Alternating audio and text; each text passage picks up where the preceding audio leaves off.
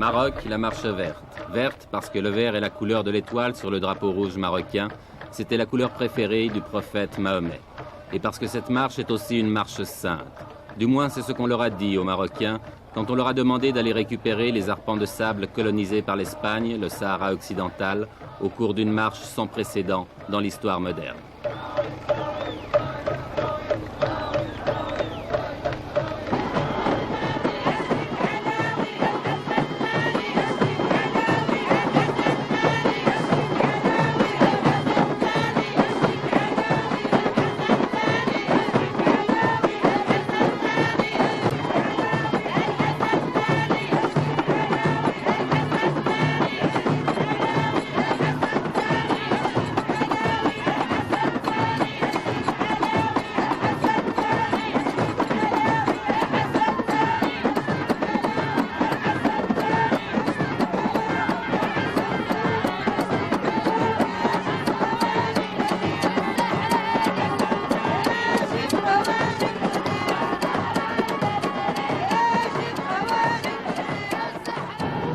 Un homme a eu l'idée de cette marche, à moins que quelqu'un la lui ait suggérée, une idée politiquement géniale, même si on peut la critiquer, et cet homme, le voici, il a 46 ans, c'est le roi du Maroc, Hassan II.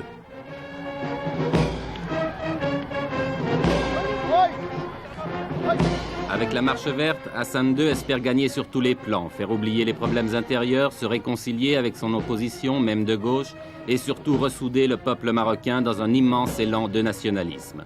On dit qu'il joue sa couronne dans cette opération et c'est vrai qu'elle n'est pas sans risque. La tension dans cette région du Maghreb est montée dangereusement et justement, le secrétaire général des Nations Unies, M. Kurt Waldheim, était venu ce jour-là pour en discuter avec le roi.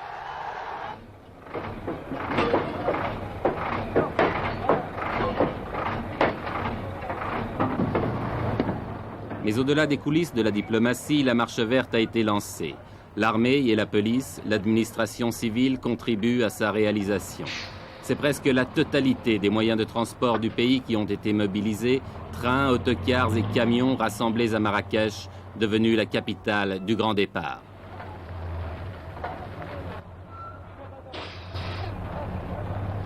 Pourtant, on ne peut s'empêcher de penser que c'est aussi la marche des gueux. La marche des paysans pauvres et illettrés, des chômeurs, des petites gens, de toute cette masse humaine qui obéit docilement à tous les mots d'ordre qui viennent d'en haut.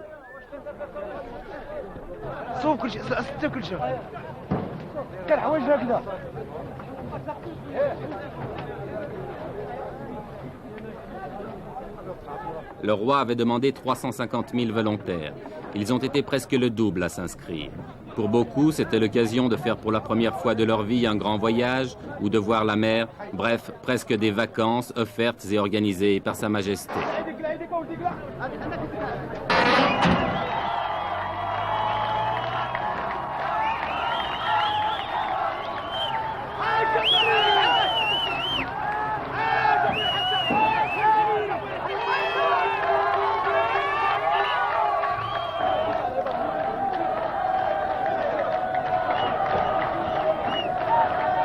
À Marrakech, depuis 15 jours, chaque départ de convoi donne lieu à des scènes de ce genre et il en part plusieurs chaque jour.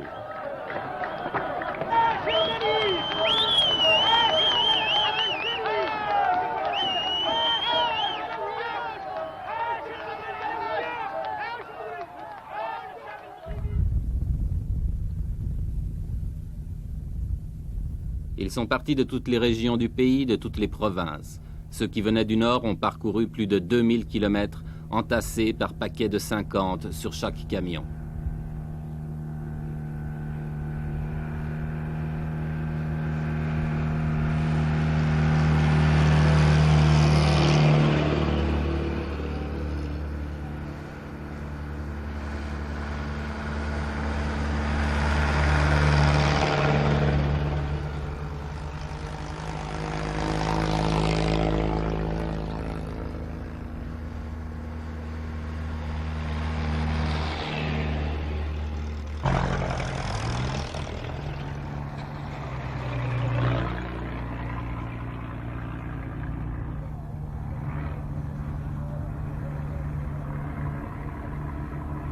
1000, 1500, 2000 kilomètres de soleil et de poussière, de chaleur et de soif, de fatigue.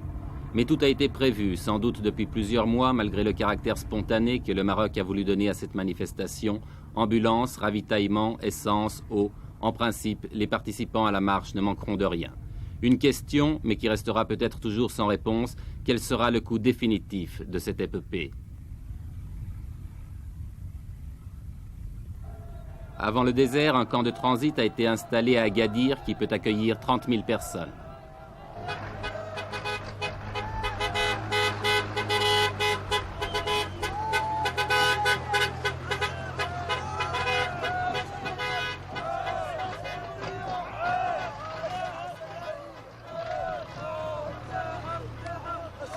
Vous venez d'où? De la province de Taza. C'est à combien de kilomètres d'ici? D'ici à peu près dans les 700 km. 700 à 800. Il y a combien de personnes qui sont venues de cette province? 10 000 personnes. 10 000. 10 000 personnes. Et maintenant, vous allez partir où? On va y aller, Inch'Allah, au Sahara. Au Sahara? Au Sahara. Jusqu'à Terfaya? On dépasse, Inch'Allah, le Terfaya. Vous allez passer la frontière aussi? Après le discours de Sa Majesté, on va, Inch'Allah, jusqu'à la capitale, l'Ayoun. Vous allez traverser à l'Ayoun? Oui. Sahara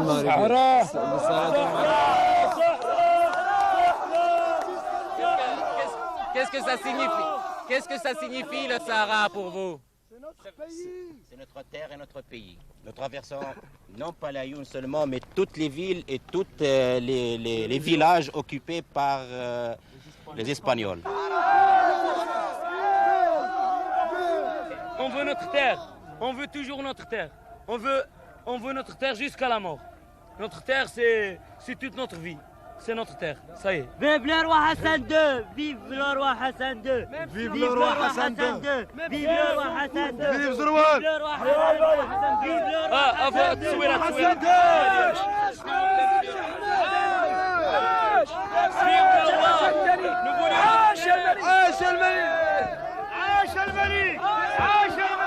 الجهاد الجهاد اصبر يا تخوي البلاد الجهاد الجهاد اصبر يا تخوي البلاد الجهاد الجهاد اصبر يا تخوي البلاد الجهاد الجهاد اصبر يا تخوي البلاد الجهاد الجهاد اصبر يا تخوي البلاد الجهاد الجهاد. Cela fait plus de 2 semaines maintenant que les premiers convois ont pris la route du sud. Plus de 2 semaines de délire qui confinent au fanatisme. Plus de 2 semaines que le Maroc vit dans la fièvre.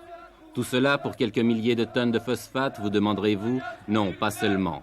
Tout cela aussi, du moins aux yeux du peuple, au nom du roi et de Dieu, si Dieu le veut, Inch'Allah.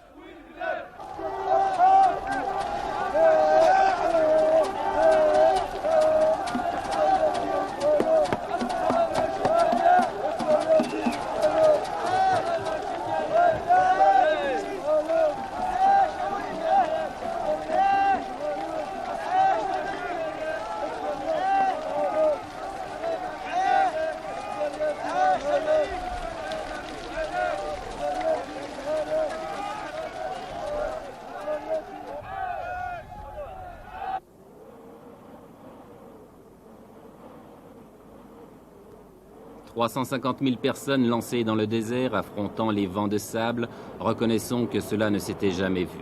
En deçà des considérations politiques qu'elle peut inspirer, la Marche verte offre le spectacle hallucinant d'une nation jetée dans l'aventure.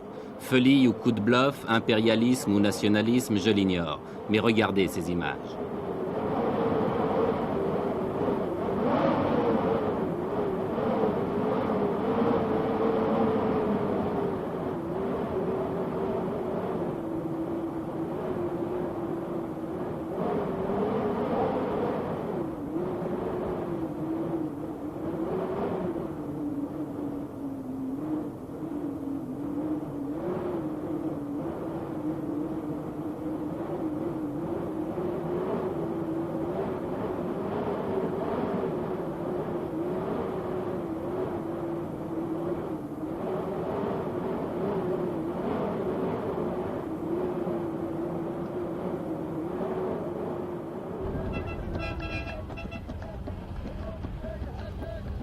350 000 personnes dans le désert, cela signifie 10 000. Oui, vous avez bien compris, 10 000 camions.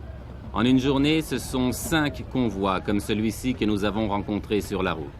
Par mesure de sécurité et pour éviter un trop grand désordre, tous les arrêts s'effectuent en dehors des localités.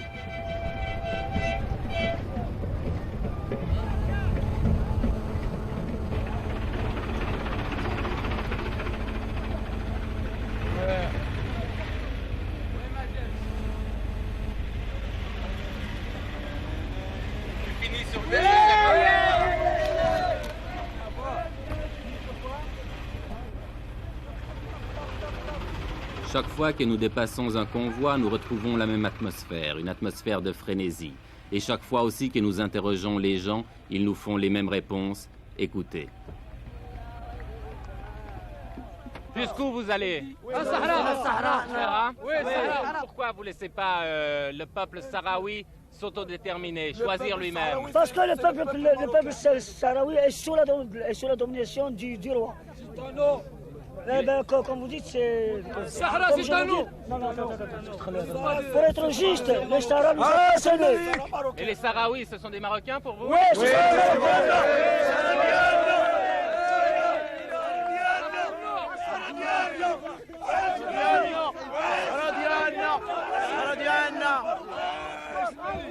حسن هو حسن ده الله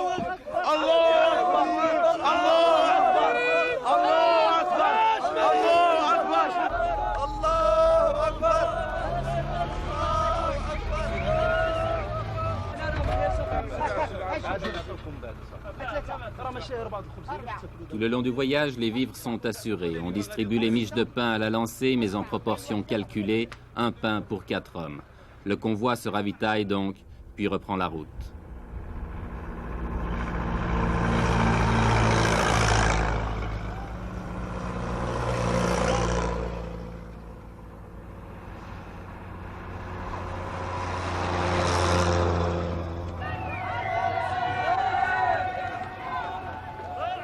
Oui, tout le Maroc vit à l'heure de la marche verte. Oui, c'est devenu une épopée nationale. Chaque traversée de ville en témoigne.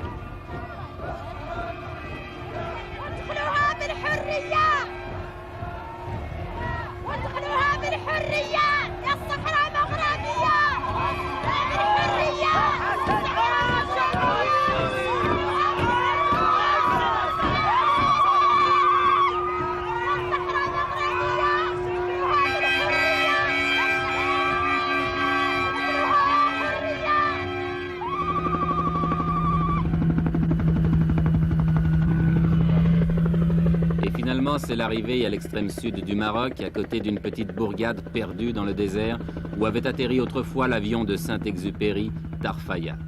Tarfaya qui est maintenant devenu un gigantesque camp, dernière étape de la marche verte avant la traversée de la frontière qui délimite le Sahara espagnol.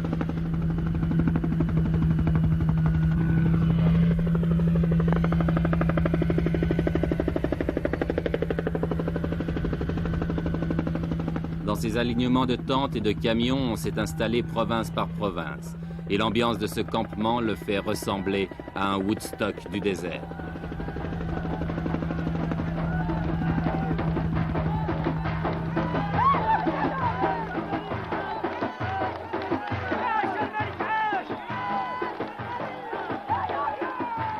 Car c'est tous les jours la fête, organisée ou pas. Ici, c'est la fête parce que le Khaïd, le maire de Tarfaya, est venu rendre visite à ses innombrables voisins. Lui, qui vivait seul ou presque dans son bled oublié au fond des sables, que doit-il penser de ce fantastique rassemblement ?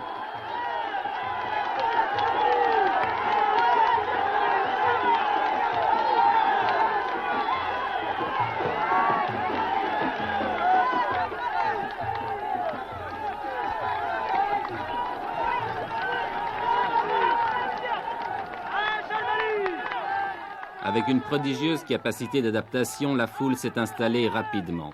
On a nettoyé le sol des cailloux pour en faire des clôtures, on a dressé des tentes de fortune et il ne reste plus qu'à tuer le temps en attendant l'ordre du roi pour se remettre en marche vers les terres spoliées.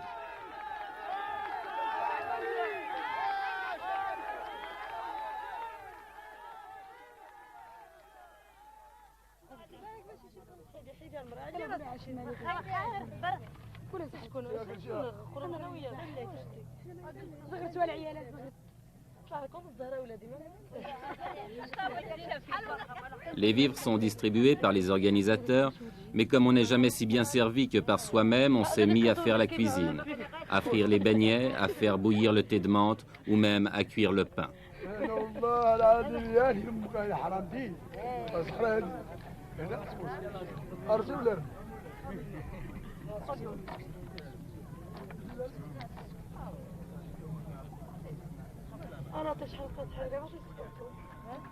Ici et là, les 1001 petites occupations de la vie quotidienne.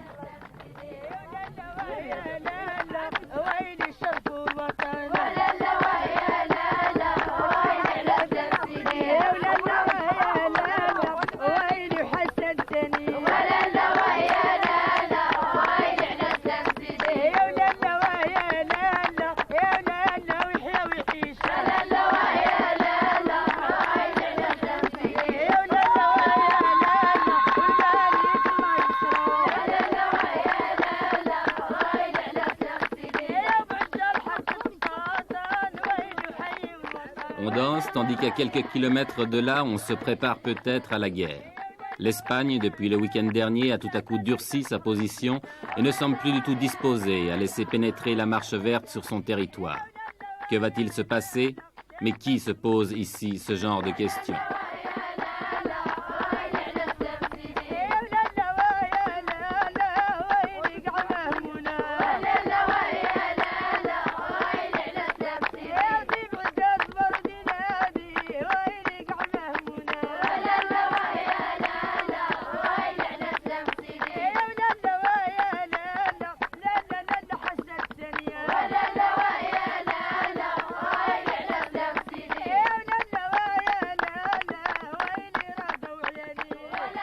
La marche verte n'a pas encore franchi la frontière, mais on ne voit pas comment elle pourrait maintenant s'arrêter, car ce qui est sûr, c'est qu'elle a dépassé le point de non-retour.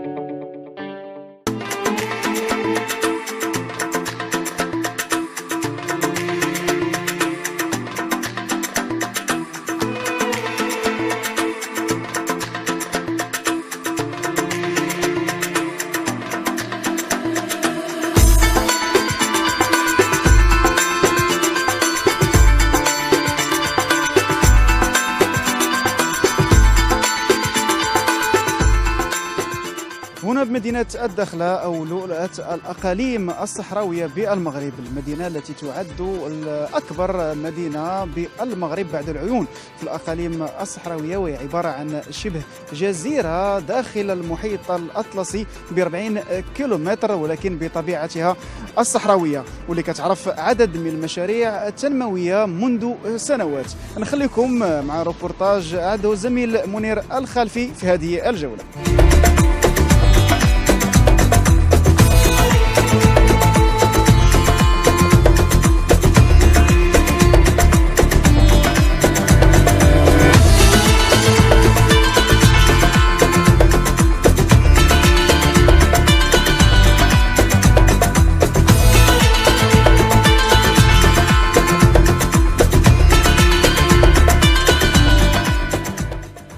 الصراحه كما قلت لك قبيله هي مدينه استراتيجيه جايه في واحد البلاصه اللي استراتيجيه من نورمالمون زعما كي خصها تكون ما احسن من هكا، ولكن غادا في تطور زعما هادشي اللي كيبان لي. مدينه زوينه زعما تستاهل الزياره، تستاهل بنادم يجي لها واخا مالغري البعد ديالها زعما، الا ومدينه مزيانه بنادم.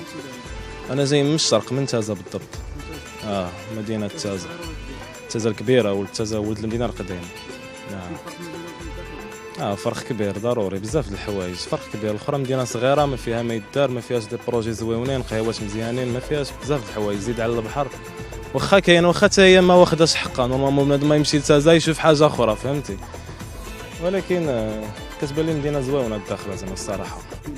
هاد المدينه هادي واحد المدينه اللي زوينه بزاف، وجايه في واحد الموقع اللي هو استراتيجي، جايه بحال شي شبه جزيره، وهي من المدن اللي عندها المؤهلات باش تولي من احسن المدن في المنطقه الجنوبيه كاع كامله.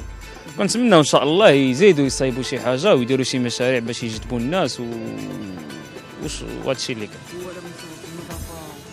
النظافه انا كنظن باقي خصها شويه، خصهم يخدموا شويه على النظافه. كيبان لي هاد الجهه نتاع الكورنيش شويه مكرفصه، خصها تزيد تنقى. الصراحه مدينه زوينه راه في طور النمو، باقي كاينين بلايص مزيانين اللي يتشافوا، جايه في موقع استراتيجي، الجو نتاعها مزيان، غير هي باقي بزاف الحوايج خاصهم يتصايبوا. يعني مع الوقت كنشوف من هنا لقدام غادي تولي مدينه اللي من احسن المدن اللي في المغرب. مستوى النظافه احسن من كثير نتاع المدن في المغرب، يعني متهلين فيها من داك الناحيه.